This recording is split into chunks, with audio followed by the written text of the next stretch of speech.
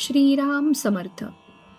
श्री गोंदवलेकर महाराज प्रवचने दिवस 228. वृत्तीचे समाधान ही भगवंताच्या कृपेची खूण.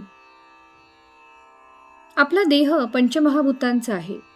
यामधला मी कोण हे पाहावे. जे नासणार ते मी कधी असणार नाही, म्हणजे पंचमहाभूतांचा मी नाही हे ठरले. जो शाश्वत असतो तोच सच्चिदानंद असतो. मी भगवंत स्वरूप व्हावे अशी प्रत्येक मनुष्याची सुप्त अगर प्रकट इच्छा असते. तेव्हा त्यापैकी थोडा तरी मी असल्याशिवाय मला असे वाटणार नाही. भगवंताचे स्वरूप आनंदमय आहे आणि आपण सर्व लोक आनंदात राहावे असे म्हणतो. मी या आनंदापासून वेगळा होतो तेव्हा कुठेतरी चुकले असे समजावे. अपूर्ण सृष्टी पूर्ण करण्यासाठीच मनुष्याची उत्पत्ती भगवंताने आपल्या अंशरूपाने केली. आपल्या आनंदात व्यत्यय आणणारे विषय जाणून घेतले म्हणजे मग आनंदात बिघाड नाही येणार.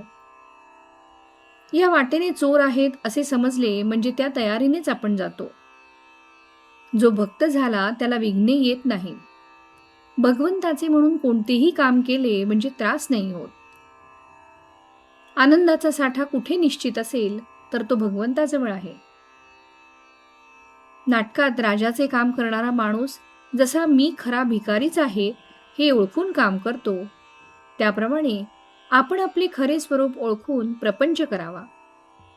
नाशवंत वस्तूवर आपण प्रेम करतो, तसेच लहान सहान गोष्टीत अभिमान धरतो. इथेच तर आमचे चुकते. मी जे नाही ते व्हावे यात सुख आहे असे वाटते. कामधेनूजवळ आपण विषय मागतो आणि मग दुःख झाले म्हणून रडत बसतो. याला काय करावे? जो परमार्थात जाणता तोच खरा जाणता होय. परमार्थ म्हणजे बावळटपणा कसा असेल? अनेक बुद्धिमान विद्वान लोकांना जिथे आपल्या बाजूला वळवायचे असते तिथे बावळटपणाला वावच नाही. विद्वान लोक वेदांत अत्यंत कठीण करून जगाला उगीच फसवतात. मग सामान्य माणसाला असे वाटते की अरे, हा वेदांत आपल्यासाठी नाही, परंतु ही चूक आहे. वेदांत हा सर्वांसाठी, सर्व मनुष्य मात्रांसाठी आहे. वेदांताशिवाय मनुष्याला जगताच येत नाही.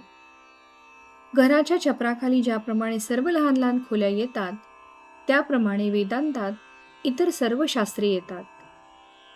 शास्त्राचे मार्ग हे वृत्तीला भटकू न देण्यासाठी आहेत.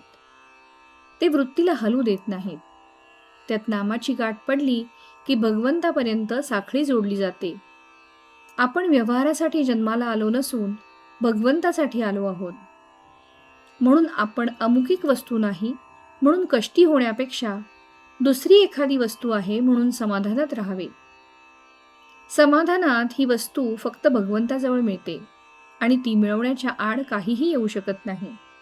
तात्पर्य, वृत्तीचे समाधान असणे ही भगवंताच्या कृपेची खूण आहे आणि त्याकरिता भगवंताचे सतत अनुसंधान ठेवणे अत्यंत आवश्यक आहे. श्रीराम समर्थ.